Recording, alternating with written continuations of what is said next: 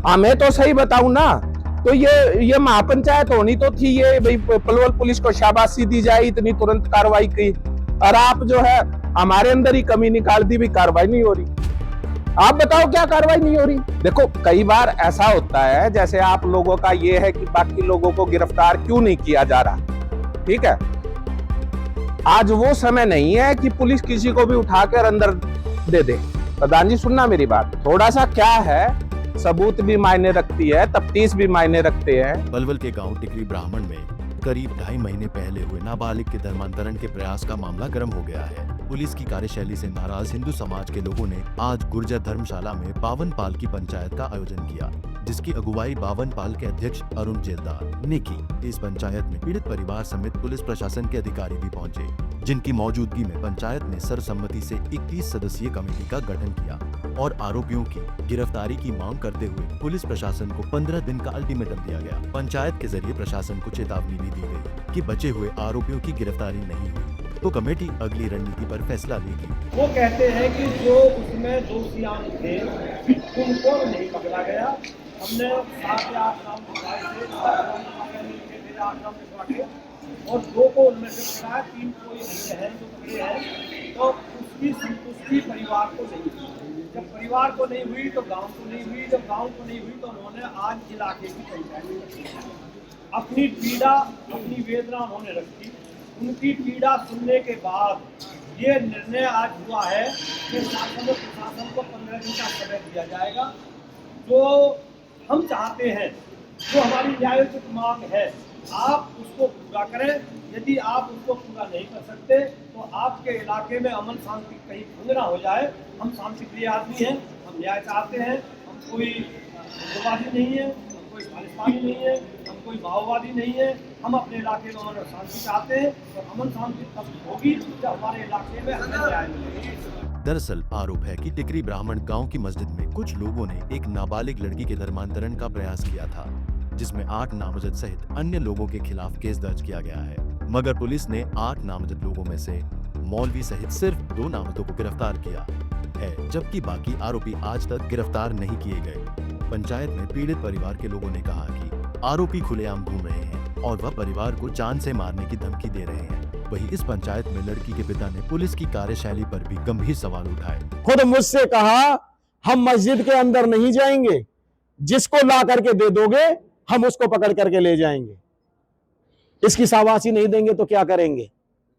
60-70 आदमी एक तरफ और 6-7 आदमी एक तरफ, और फिर भी हमने जान हथेली पर लेकर के, हमें गालियां मिल रही हैं, हमें चैलेंज मिल रहे हैं, तुम्हें खत्म कर देंगे, तुम यहां से चले जाओ। इतना होने के बावजूद भी हमने उस मौलवी को, जो ये कुकृत्य करवा रहा था, उस मौलवी को पकड़ करके ढिल्लो जी को दिया। लेकिन ढिल्लो जी उसको ही लेकर के और हमको लेकर के, हमारी लड़की को लेकर के थाने आ गए। उसकी भी शाबाशी मिलनी चाहिए उन्हें। उसके बाद में शायद तीसरे या चौथे दिन डीएसपी साहब ने हमें बुलाया अपने ऑफिस के अंदर और उन्होंने वो बातें बताई जो मीडिया पर भी आई थी। अब तुम इतने आए हो, पहले 1000 आए थे, उसके बाद में 150 रह गए और आज तुम गिनती के 1 2 3 4 5 6 रह गए हो।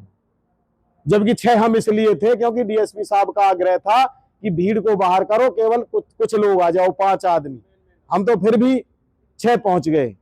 खुद ने ही तो उन्होंने कहा था कि कम आ जाओ, और फिर हमको आईना दिखा दिया कि आप तो गिनती के 6 आए हो और जब केस लड़ोगे तो अकेले ही जाओगे केस लड़ने के लिए। और इसलिए मैं आपसे कहता हूं, अय्यूब खान को केस से बाहर कर दो। मैंने कहा जी वो क्यों?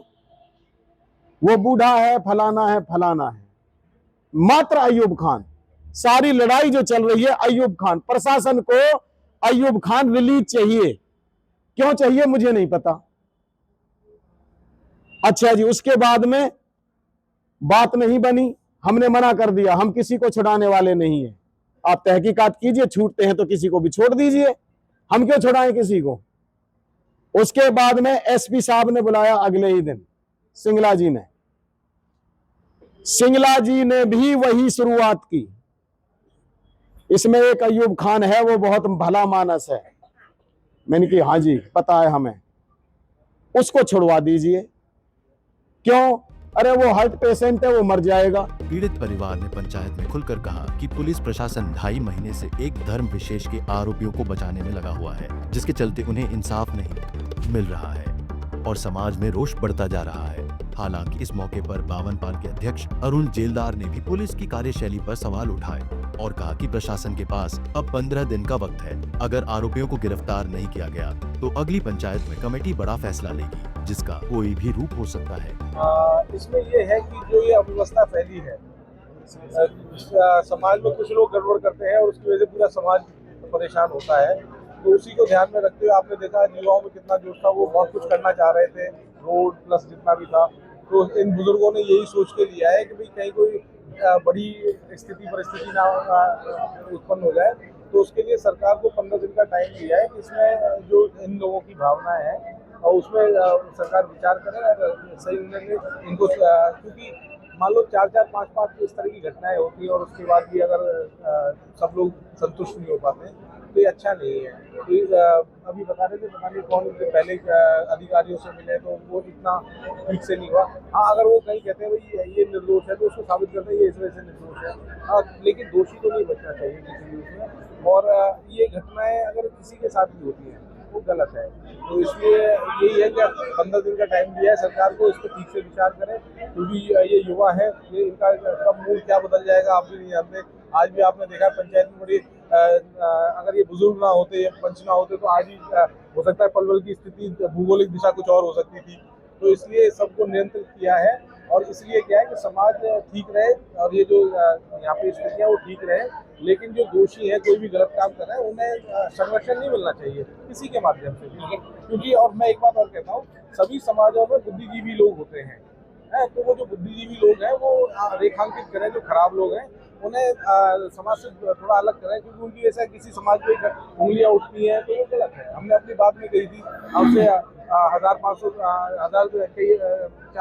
हजार साल पहले हम सब एक थे, उसके बाद कुछ लोगों ने फिर से कुछ चीजें षड्यंत्र रचा और उन लोगों को अलग कर दिया। आज फिर से उस तरह की चीजें हो रही हैं, तो ये नहीं होना चाहिए। हम सब 5वीं 7वीं पीढ़ी में जाइए, जितने भी मुस्लिम परिवार हैं यहाँ पे उन सबके बुजुर्ग हिंदू हैं, 5वीं 7वीं पीढ़ी में जाइए तो अभी उसी तरह का फिर से कुछ लोग बाहर से प्लांट करने की कोशिश कर रहे हैं।